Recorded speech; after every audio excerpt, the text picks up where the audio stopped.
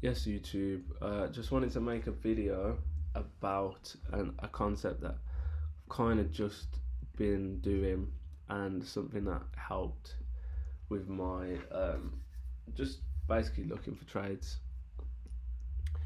So the idea is that inside of so the model that we go for is obviously accumulation, manipulation, distribution, which looks like that: accumulate, manipulate, and then distribute. Right, that's in its most simplest form. Now, um, the trick that we're doing at the moment is to be taking trades inside of an already established thing. So, for example, this is the daily. This would be your accumulation. There's your manipulation and your distribution, and then now you've got all of that. You would then start dropping time frames. I'm trying to find moves inside of that instead of just taking that. So the reason being, we now have an actual drawing liquidity and a target. So inside of this, we should see all the price action respect this idea that we're going lower. So we have not just one trade idea and we take it. We've got a trade idea and then we start dropping and looking for trade ideas inside of that trade idea. So it would look something like this, for example. So we've got our thingy, we've obviously come back in to it, and then here we've got like another one. So this just strengthens your idea now, because we've got more than just one time frame on our side. We've got multiple things aligning, and then you'd keep going until obviously you hit the main target. So with that in mind, I've been doing that before, but the other thing that is actually really helpful when you think about that, and it doesn't have to be on a daily, like for example, now we could drop to the 15 or the 30 or whatever and do the same thing. For example, like let's say that this is the target because we've got this kind of, and it's not the cleanest looking thing in the world, but this kind of accumulation, and then we manipulate above it, taking that hard, respecting that gap, and now we're distributing towards that. So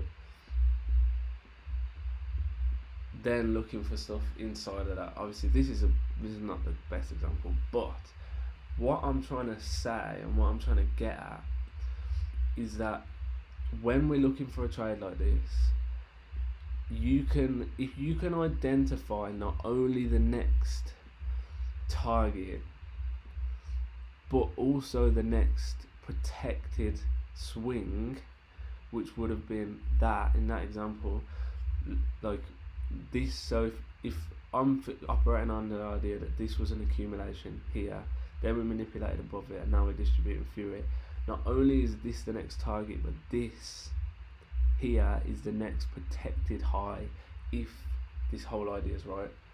So the reason that's helpful and the reason that's important is because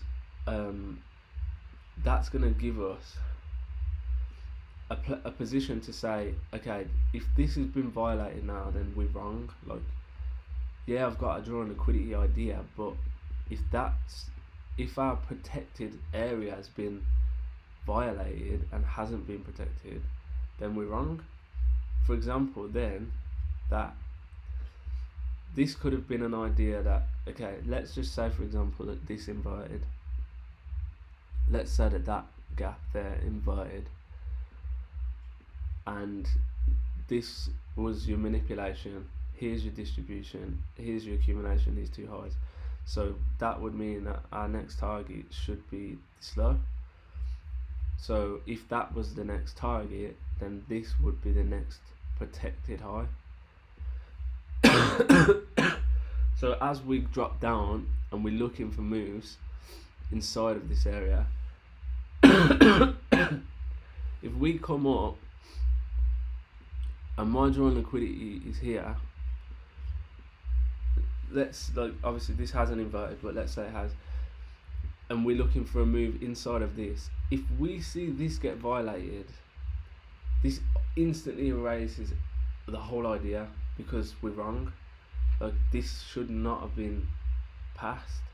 So then to see that get swept and then inverts, this is automatically a way less probable move, because the rest of the idea has been invalidated already, and that's why it loses. Well, some of them might win, I don't know, whatever, but this is just such a helpful idea to do, because it's going to give you so much more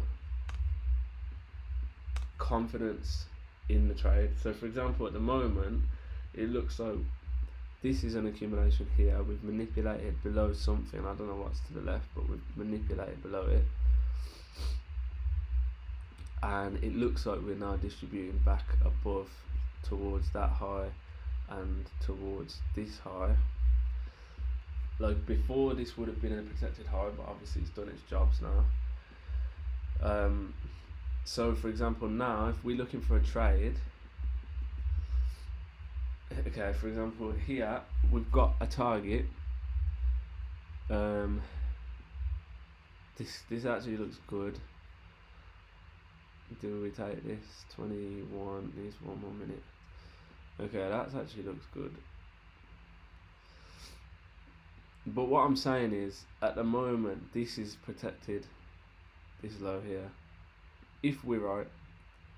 So we should see things like everything should be protecting itself. So even technically, I guess this is protected in a way, because it's swept and it's pushed up further. So we're just constantly making new highs, higher, whatever. We got our target. This should potentially go now to that high. I don't know, it's not the strongest move in the world. No, okay, it doesn't. I don't know why them ones are just not that strong. I guess it doesn't come into anywhere. Okay, so that's much better now. That's come into a 15-minute gap. Let's take this actually. So you see how we're kind of operating. This is shouldn't go further than that. This is your target. And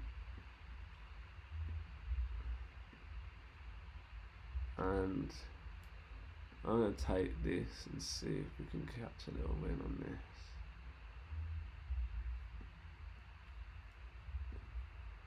And it is true actually, like the reason that other one wasn't that strong is because it didn't come into an area. Like, maybe this could lose as well, I don't know, but the other one felt less confident because it didn't like have a clear target in a way. I mean, it didn't do a job in manipulating. Like, it came down and manipulated, but it didn't have another reason that it did that. And looks like we're gonna hit. Nice. So in 1 week of 3 trades, maybe 4, made 8k, which is nuts. So yeah.